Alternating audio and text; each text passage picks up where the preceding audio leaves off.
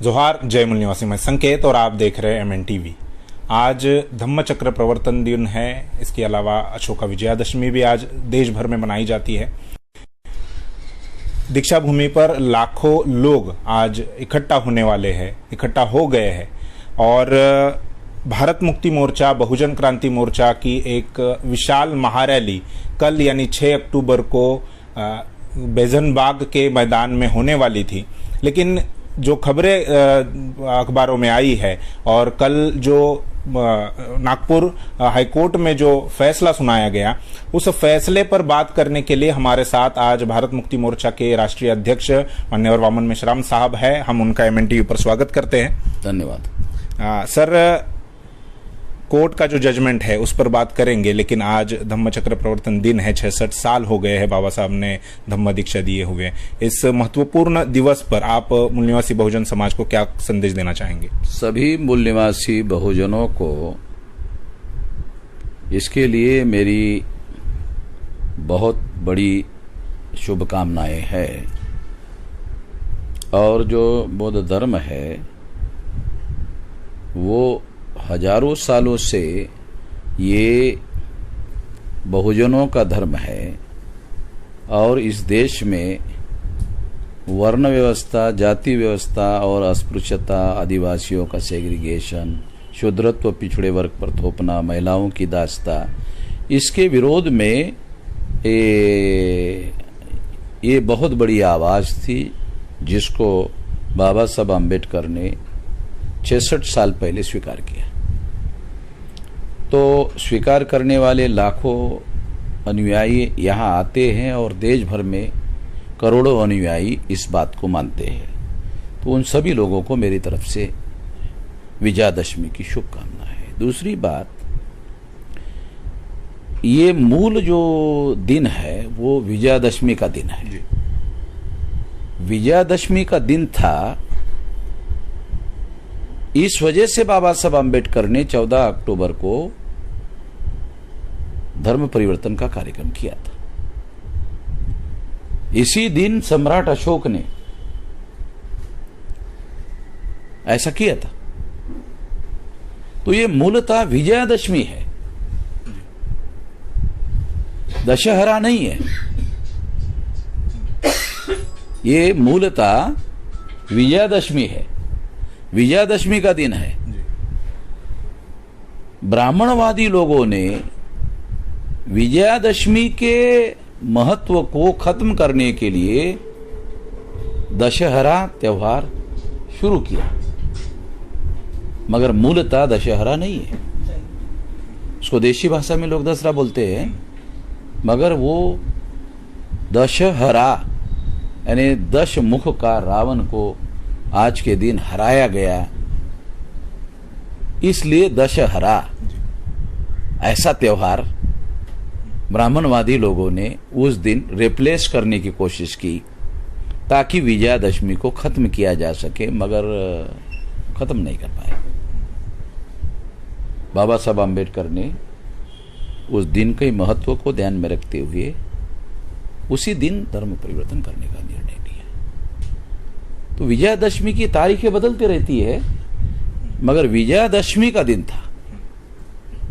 तारीख पर बाबा साहब आम्बेडकर ने धर्म परिवर्तन नहीं किया।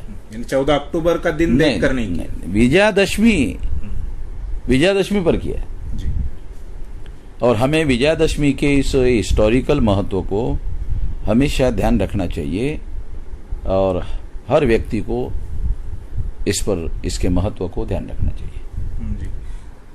कल यानी 6 अक्टूबर को आपकी एक विशाल महारैली संगम मुख्यालय पर आप मोर्चा लेकर जाने वाले थे। पहले सभा होने वाली थी और फिर उसका रूपांतरण जो है मोर्चा में होने वाला था, लेकिन जो खबरें आ रही है और कल हाईकोर्ट ने आपकी इस रैली के लिए भी यानी मोर्चा के लिए भी और सभा के लिए भी अनुमति नहीं दी है, क्या कहेंगे? पहली प्रतिक्रिया।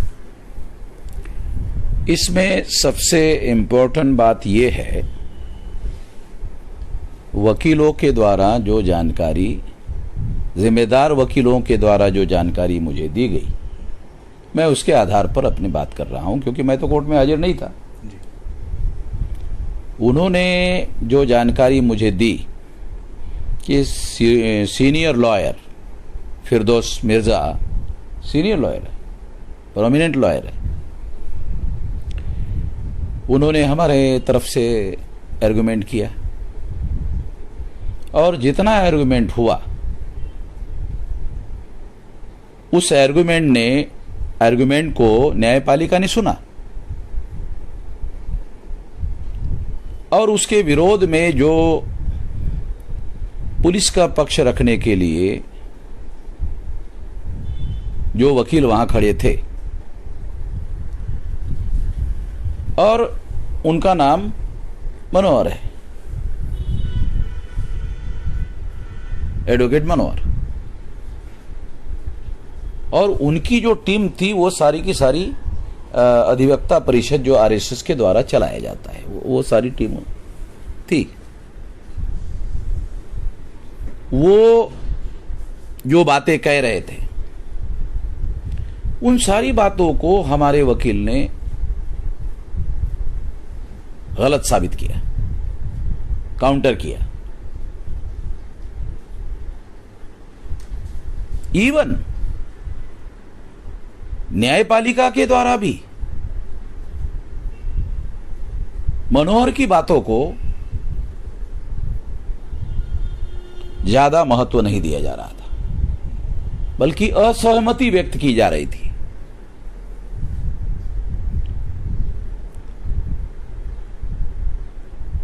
जब एडवोकेट मनोहर ने यह देखा कि यह निर्णय हमारे विरोध में जा रहा है, मतलब एडवोकेट मनोहर के विरोध में जा रहा है, पुलिस वालों के विरोध में जा रहा है और हमारे मौलिक अधिकारों की रक्षा के समर्थन में जा रहा है, जब ये बात एडवोकेट मनोहर ने देखी तब उन्होंने एक साजिश के तहत, एक षड्यंत्र के तहत न्यायपालिका के सामने एक पैकेट दिया और कहा कि यह गोपनीय अहवाल है और ये मिलने के बाद हमारे वकील ने कहा कि ये गोपनीय अहवाल में क्या है ये जानने का हमें अधिकार है। तो जज साहब ने गोपनीय अहवाल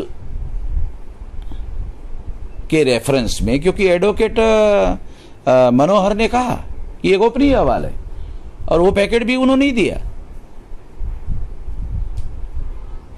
और ये पैकेट उन्होंने दिया और कहा ये गोपनीय अहवाल है, तो जज साहब ने 10 मिनट के लिए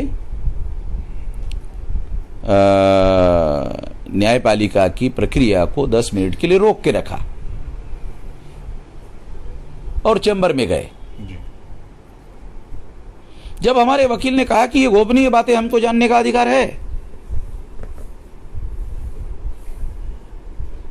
तो जज ने कहा कि मिलते हैं, यानी उसका मतलब यह है कि आपकी बात सुनी जाएगी। जज साहब का इशारा यह था कि आपकी बात सुनी जाएगी, आपको इस रेफरेंस में आपको जो कहना है वो सुना जाएगा। मगर चैम्बर से 10 मिनट के बाद न्यायपालिका के लोग वहां आए और आते ही उन्होंने हमारी रिट पिटीशन को डिसमिस करने की घोषणा की और हमारे वकीलों की कोई बात नहीं सुनी।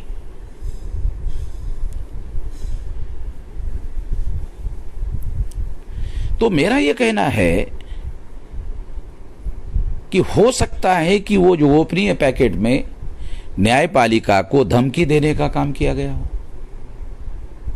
क्योंकि ऐसी बातें अभी रिटायर्ड हुए जो चीफ जस्टिस है रमना, उन्होंने अपने फेयरवेल कार्यक्रम में कही। ये सार्वजनिक बात है, कोई छुपी हुई बात नहीं है। तो इसलिए ये जो निर्णय हमारे कार्यक्रम को अनुमति ना देने का जो निर्णय न्यायपालिका के द्वारा आया, ये निर्णय ये धमकी के द्वारा लिया गया निर्णय है। तो सबसे पहले धमकी देने वाले आरएसएस के जो लोग हैं, मैं उनका निषेध करता हूं कि वो न्यायपालिका को धमकी देने का काम कर रहे हैं। दूसरी बात, मैं ये जो धमकी देने का काम है, इससे न्यायपालिका को जो निष्पक्ष निर्णय लेना था, जो गोपनीय अहवाल आने के पहले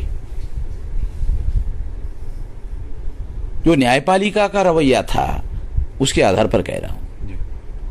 निष्पक्ष निर्णय की दिशा में बात आगे जा रही थी, इसीलिए गोपनीय अहवाल के नाम पर इसका उपयोग किया गया और हमारे कार्यक्रम की अनुमति रोकने के लिए एक साजिश की गई, एक षड्यंत्र किया गया और षड्यंत्र करके हमारे अनुमति को रोकने का काम किया गया। और चूंकि ये आरएसएस के हेडक्वार्टर पर मोर्चा लेकर जाया जाने वाला था,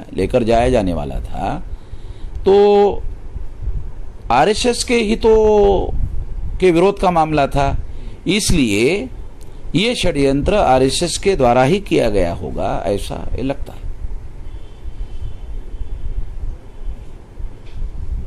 क्योंकि हमारे वकील को गोपनीय दस्तावेज की जानकारी एक गोपनीय है इसलिए नहीं दी गई, ऐसा मनोहर का कहना है कि ये गोपनीय है, मगर वही जानकारी सारे अखबार वालों को कैसे दी गई? मैं वही सवाल मैं अभी पूछने वाला था कि आपके वकीलों को कोर्ट में ये जानकारी नहीं दी गई, उस लिफाफे में क्या लिखा है ये जानकारी नहीं दी गई, और लेकिन मीडिया में जो आज दिन भर की जो अखबारों में खबरें आई है, वो उसी गोपनीय रिपोर्ट को आधार बनाकर उन्होंने वो खबरें छापी है। तो उस पर आप क्या कहेंगे? कि मेरा यही कहना है कि यदि वो गोपनीय था, मान लो गोपनीय था अहवाल, तो ये तो गोपनीय अहवाल बंद पैकेट में दिया जाता है, मगर वो बंद पैकेट भी नहीं था, ठीक है। दूसरी बात, यदि वो गोपनीय अहवाल था तो वो गोपनीय अहवाल की जानकारी सारे अखबार वालों को क्यों दी गई? अगर गोपनीय अहवाल की जानकारी अखबार वालों को दी गई और हमारे वकील को नहीं दी गई, और एडवोकेट मनोहर ने ये ओपन कोर्ट में बहस के लिए रखना चाहिए था। यदि वो सारे अखबारों को देने लायक जानकारी थी, तो फिर ओपन कोर्ट में बहस के लिए भी देने वाली जानकारी दी। जब जो वो सारे अखबारों को देने वाली जानकारी थी, तो ओपन कोर्ट में भी देने वाली जानकारी है। जब अखबारों को देने वाली जानकारी है, तो ओपन कोर्ट में क्यों नहीं दी गई? ओपन कोर्ट में एडवोकेट मनोहर ने ना देकर उन्होंने खुद ही साजिश करने का काम किया, न्यायपालिका के साथ साजिश करने का काम किया। न्यायपालिका को यह बताया कि हम लोग साजिश कर रहे, मगर हमारे वकील से या हमसे जानकारी छुपाने का काम एडवोकेट मनोहर ने किया, और एडवोकेट मनोहर ने साजिश करने का काम किया हम लोगों से जानकारी छुपाने का। क्योंकि अगर वो साजिश नहीं थी तो जानकारी हमसे क्यों छुपाई? ओपन कोर्ट में उस जानकारी को, ऐसी कौन सी जानकारी है? वो जानकारी जो अखबार में छपी है कि ये जो लोग हैं ड्रैगन पैलेस में जाते हैं, तो ड्रैगन पैलेस में जाने वाले जो लोग हैं, मान लो 5 लाख 10 लाख लोग आते हैं, तो 5 लाख 10 लाख लोग ड्रैगन पैलेस में जाते हैं। कोई परंपरा है? ये कोई मान्य परंपरा है? बहुत सारे लोगों को ड्रैगन पैलेस की तो जानकारी भी नहीं होगी, बहुत सारे नए लोगों को इसकी जानकारी भी नहीं होगी, और जिनकी जानकारी होती है वो सारे के सारे लोग उधर जाते हैं, दीक्षा भूमि के सारे लोग उधर जाते हैं। ऐसी कोई मान्य परंपरा नहीं है। अखबार उसको आधार बनाकर ये साजिश हम रच रहे हैं, ऐसा कह रहे हैं कि वही लोग लेकर उसी रूट पर वो है, उन्हीं लोगों को लेकर हम लोग वहां जाने वाले हैं। ऐसा षड्यंत्र आप लोग करने वाले हैं, ये ऐसा पुलिस वालों का कहना है? पुलिस वालों ने गोपनीय रिपोर्ट में दिया है, ऐसा उधर लिखा हुआ है। उसी को आधार बनाकर खबरें बनाई गई है, उसी को आधार बनाकर जो है जजमेंट को चेंज किया गया है। वो चेंज जजमेंट अभी हमारे पास आया नहीं है। चेंज जजमेंट जो है आया नहीं है, केवल इतना ही आया हुआ है कि ये डिसमिस किया है। डिसमिस करने की कोई कारण वाला जो जजमेंट है वो अभी तक अपलोड हुआ नहीं है, अभी तक मेरे जानकारी में नहीं आया। मेरे वकील ने वो गोपनीय रिपोर्ट आपको अभी तक मिला है? जो अखबारों को मिला, क्या आपको मिला? नहीं, मुझे नहीं मिला। मुझे मिलने का मतलब है मेरे वकील को मिलना चाहिए। वकील को मिलने से भी ज्यादा ओपन कोर्ट में उस पर बहस होनी चाहिए। यदि क्या वामन मेश्राम यही ये जो लोग है, इन्हीं लोगों के भरोसे पर मोर्चा निकालने वाले थे? हमारे पास 31 राज्यों में 567 जिलों में 4000 से ज्यादा तहसीलों में 22,000 से ज्यादा ब्लॉक में और 1.5 लाख से ज्यादा गांवों में हमारा नेटवर्क फैला हुआ है। और वो 1 महीने से ज्यादा समय में हम उसकी तैयारी कर रहे हैं। हमारा मोर्चा 1 लाख लोगों का, वो हमारे संगठन के बल पर हम लोग कर रहे हैं। दीक्षा भूमि पर आने वाले लोगों के समर्थन में नहीं कर रहे, हमारे संगठित शक्ति के बल पर कर रहे हैं। और वो सारे लोग जो है वो मोर्चा निकालने का, प्रोटेस्ट मार्च निकालने का कार्यक्रम है। इसके संबंध में हमने कोर्ट में एफिडेविट और हलफनामा भी दाखिल किया है। इस वजह से न्यायपालिका का यह कहना था कि एडवोकेट मनोहर के द्वारा जो भी कुछ भी कहा जा रहा है उससे न्यायपालिका अपनी असहमति जता रही थी।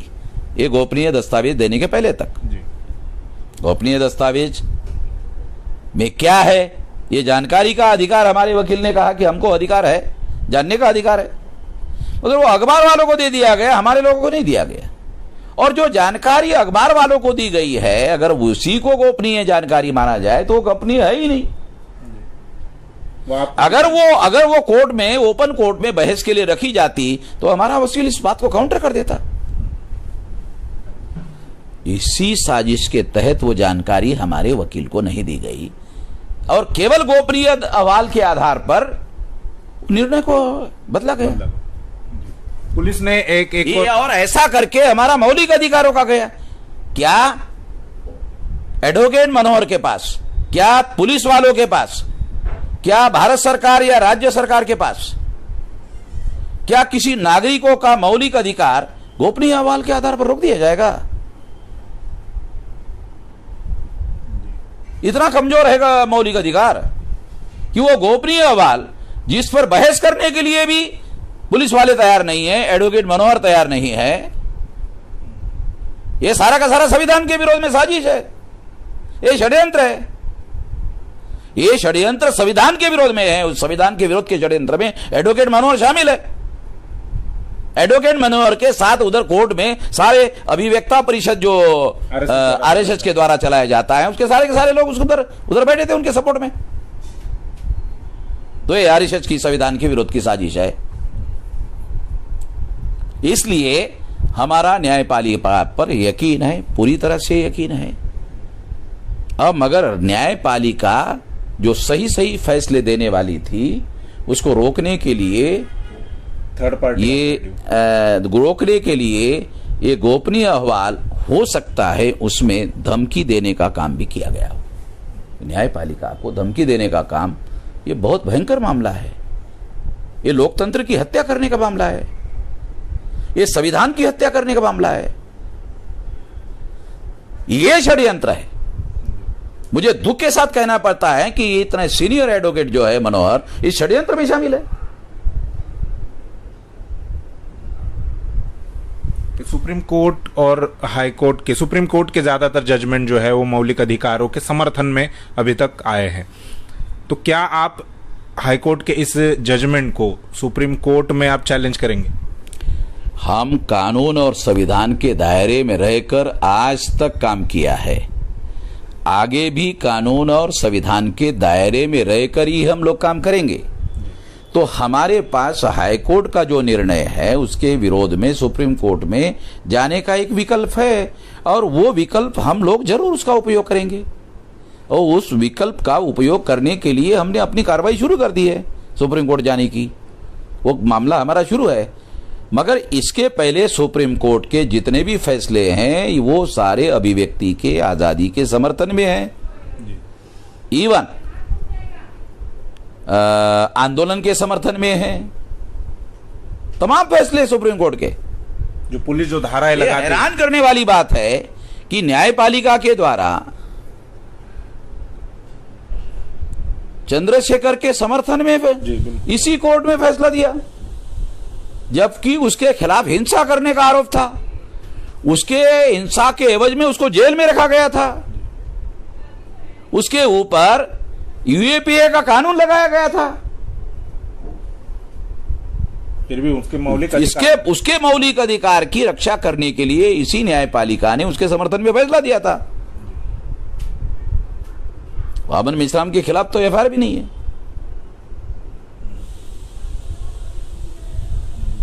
और वामन मेश्राम सिद्धांतता हिंसा करने के पक्ष में नहीं है, समर्थन में नहीं है, क्योंकि इससे हमारे आंदोलन का नुकसान होता है।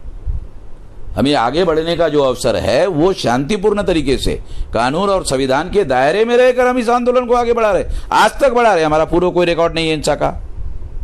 हमने कोर्ट में एफिडेविट दे दिया, हलफनामा दे दिया कि ये जो प्रोटेस्ट मार्च है ये संविधान के दायरे में, कानून के दायरे में किया जाएगा। इसी वजह से न्यायपालिका हमारे समर्थन में हो रही थी। और ये बात जब एडवोकेट मनोहर ने देखी तब उन्होंने ये गुप्त अहवाल का बात कही। और हमारे वकील ने जब जानकारी का हमारा अधिकार है तो एडवोकेट मनोहर ने कहा कि नहीं ये गुप्त है, गोपनीय है। पुलिस ने उसमें उस अहवाल में मतलब जो खबरें आई है उसके अनुसार ये कहा है कि उनके पास पर्याप्त तो पुलिस फोर्स नहीं है। दीक्षा भूमि पर लाखों लोग आते हैं तो उनके मैनेजमेंट के लिए भी, उनकी सुरक्षा के लिए भी वो सारा पुलिस फोर्स जो है वहां पर लगता है। इसलिए पुलिस वालों का कहना था कि आपको 6 अक्टूबर और 9 अक्टूबर ये 2 दिनों के अलावा आप कार्यक्रम कर सकते हैं। इसके लिए आपको नए से अर्जी देने के लिए भी पुलिस के द्वारा कहा गया था, ये उसमें लिखा है। तो ये तर्क कितना सही लगता है आपको? एक तो ये तर्क जो है ये केवल कुतर्क है और दावपेच वाला तर्क है। हमने पुलिस वालों को इस बात की जानकारी है कि हम 2 महीने से 6 तारीख की तैयारी कर रहे। 6 तारीख को लोग जो है साधन बुक करके आ रहे, टिकट बुक करके आ रहे और 6 तारीख को ही रात में चले जाएंगे। आएंगे, शांतिपूर्ण तरीके से मोर्चा निकालेंगे और शांतिपूर्ण तरीके से वापस चले जाएंगे। अगर पुलिस वाले कहते 7 को करेंगे तो हमारे पास 7 को यहाँ रहने के लिए क्या पुलिस वाले भोजन देने वाले हैं क्या? हमारे लोगों को 7 को रहेंगे, 8 को रहेंगे, 9 को रहेंगे, 10 को रहेंगे, वो हमारे भोजन की व्यवस्था करने वाले हैं क्या? एक तो बात ये है। दूसरी बात यह है कि इन एडेक्वेसी पुलिस की फोर्स नहीं है, क्या इसके आधार पर मौलिक अधिकार रोक दिया जाएगा कि आपके पास पुलिस नहीं है? तो हर जगह ये प्रेसिडेंट हो जाएगा कि पुलिस के पास पुलिस फोर्स नहीं है, इसलिए जनता के मौलिक अधिकार को रोका जा रहा है। तो अपर्याप्त पुलिस के आधार पर क्या जनता के मौलिक अधिकार को रोक दिया जाएगा? क्या वो पुलिस के दया पर और मर्जी पर निर्भर है? अगर दया पर और मर्जी पर निर्भर अधिकार नहीं होता, मौलिक अधिकार तो बिल्कुल ही नहीं होता। एक तो मैं ये बात जो है ये बहुत ज्यादा ये साजिश है, जनता के मौलिक अधिकार के विरोध में साजिश है और न्यायपालिका को इसको गंभीरता से लेना चाहिए। न्यायपालिका को इसको बहुत गंभीरता से लेना चाहिए। आपने कहा कि आपके वकील को भी वो कॉपी नहीं दी गई, जजमेंट भी अभी तक जो अपलोड नहीं हुआ है और आपके वकीलों के पास भी नहीं आया है, तो फिर केवल वो गोपनीय जो रिपोर्ट है वही मीडिया के पास कैसे आया? क्योंकि मीडिया के लिए जानकारी का भी स्रोत वही है, जो जजमेंट की कॉपी वो अपलोड करेंगे उसके बाद ही वो वेबसाइट से डाउनलोड कर सकते हैं, ले सकते हैं, उसी के आधार पर खबरें बन सकती है। कल खबरें बनाई गई, आज छापी गई, मतलब आज लोगों के पास पहुंचाई गई, तो इसमें भी आपको कुछ मतलब षड्यंत्र है पूरे इस मामले में दिखाई दे रहा है? नहीं, मैं तो ये कह ही रहा हूं कि हमारे वकील को ये जानकारी क्यों नहीं दी गई, क्यों छुपाई गई? जब आप वो जानकारी अखबार वालों को दे रहे हैं, केवल वही कॉपी अखबार वालों को दी गई, दे रहे हैं, वो जानकारी दे रहे तभी तो लिख रहे हैं ना जी। और कल तो रात को ये अखबार सारा वालों है। को जानकारी दे रहे इसका मतलब वो गोपनीय नहीं है। और हमारा आंदोलन दीक्षा भूमि पर आने वाले लोगों के भरोसे पर नहीं है। जी, बिल्कुल। वो तो क्राउड है, वो तो आता जाता रहता है, वो हमारे संगठन के लोग नहीं है, हमारे संगठन के कार्यकर्ता नहीं है, हमारे सपोर्टर नहीं है। हमारा ये जो आंदोलन है वो हमारे संगठन शक्ति के बल पर है। इसलिए मेरा कहना है कि ओपन कोर्ट में ये जानकारी दी जानी चाहिए थी, तो हमारे वकील जो है उसको काउंटर करते। ये बात एडवोकेट मनोहर को मालूम है कि ये काउंटर हो जाएगी, इसलिए जो जानकारी गोपनीय नहीं है उस जानकारी को गोपनीय तौर पर पेश किया गया। ये एडवोकेट मनोहर के द्वारा की गई साजिश है। और उसमें आरएसएस पूरी तरह से इन्वॉल्व है। हाँ, मतलब सब वो आरएसएस के सपोर्ट में ही, क्योंकि ये तो मोर्चा आरएसएस के विरोध में जा रहा था, इसलिए आरएसएस के सपोर्ट में ये सारा हो रहा है। वो सारे एडवोकेट मनोहर के सपोर्ट में उधर सारे अभिवक्ता परिषद के जो लोग हैं वो सारे के सारे उधर ही थे। आपने कहा कि सुप्रीम कोर्ट में जाने का एक विकल्प आपके पास में है। आप हमेशा कहते हैं कि एक न्यायालयीन लड़ाई है, एक मैदान की लड़ाई है। आप न्यायालयीन लड़ाई के लिए तैयारी कर रहे हैं, सुप्रीम कोर्ट जा रहे हैं। मैदान की लड़ाई किस प्रकार से होगी? मैदान की लड़ाई किस तरह से होगी वो हमारा पहले से घोषित कार्यक्रम है और मैटर सब जुडिस है। सुप्रीम कोर्ट में मामला चला गया है, मामला सुप्रीम कोर्ट चला गया है जी। और जब मामला सुप्रीम कोर्ट चला गया है तो मैटर सब जुडिस है, न्यायपालिका की विचाराधीन है। हो सकता है शाम तक हमारा फैसला आ जाए, हो सकता है। यथावत आपकी तैयारी जो है 6 अक्टूबर की। हमारी सारे लोगों को मेरा अनुरोध है कि पूरी तैयारी करें, क्योंकि ये सुप्रीम कोर्ट के न्यायालय के अधीन विचाराधीन है, सब जुडिस मैटर है। इसलिए ये जो